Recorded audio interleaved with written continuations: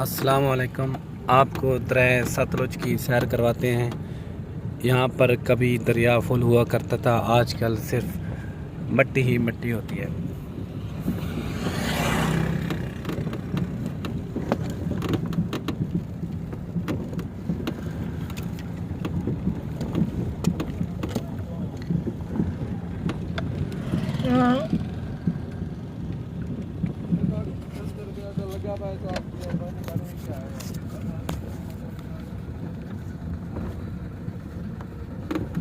ये दरिया में हम आ चुके हैं। अब दरिया वाला यहाँ से टूल प्लाजा लेगा। टूल प्लाजा देने के बाद अब हम वापस जाएंगे।